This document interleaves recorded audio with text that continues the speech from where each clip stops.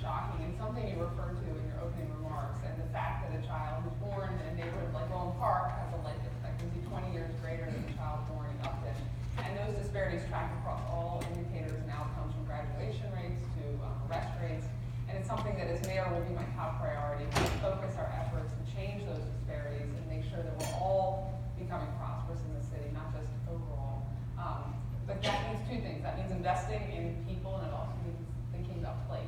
And I put out two plans so far, one about public safety and interventions in our criminal justice system, and another about investing in our workforce and growing our economy. Both have been praised by experts and by the Baltimore Sun as the best or one of the best in the race.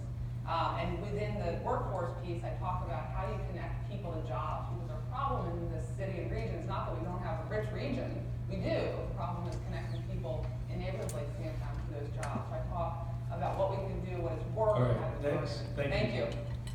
When I moved back to Baltimore, I decided to buy a 20-year dilapidated vacant property in West Baltimore.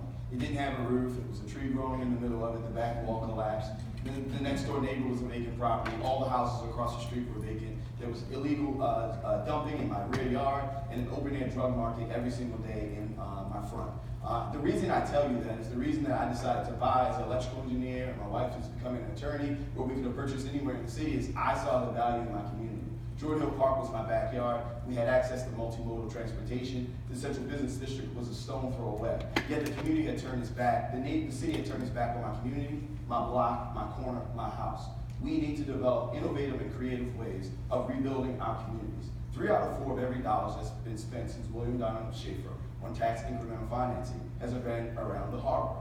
And the reason it's been around the harbor is because that's a huge asset to the city of Baltimore. We have anchor institutions in East and West Baltimore and amazing areas and communities all around the city. We need to develop a quality program to leverage our developments. And in my plan, again, connecting the dots on for mayor.com, you can check it out. Thank you.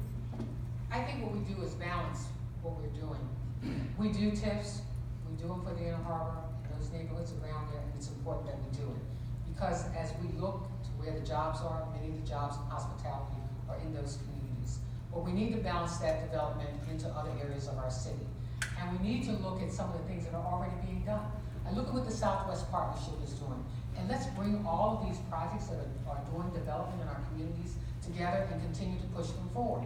When you talk about the number of housing that are abandoned in our city, and 16,000 owned by the city, 15,000 others owned by private developers, then we need to bring this together and understand that we can invest in our communities by looking back at, I keep hearing the name of William Donald Schaefer that I had the opportunity to work with, and I don't think we throw the baby out with the bathwater.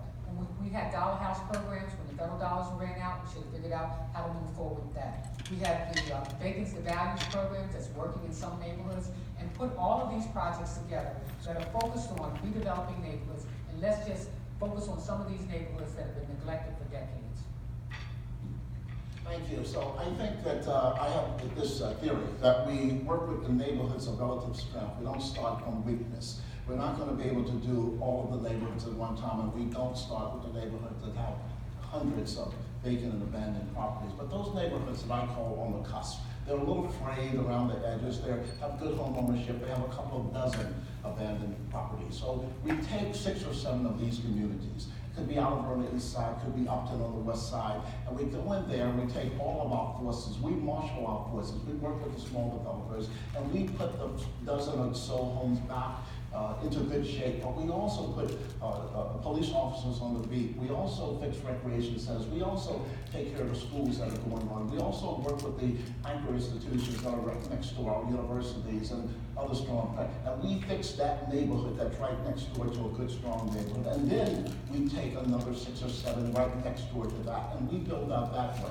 There are going to be places where we're saying, we're not coming for 5 years. We're not coming.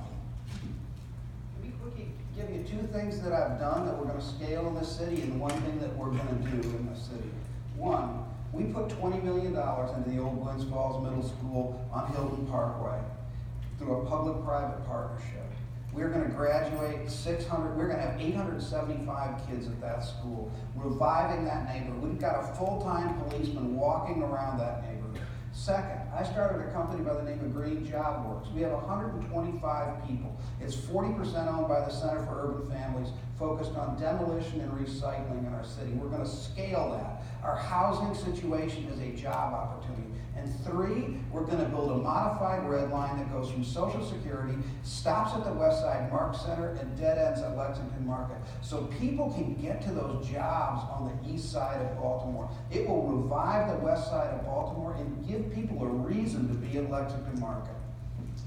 Thank you.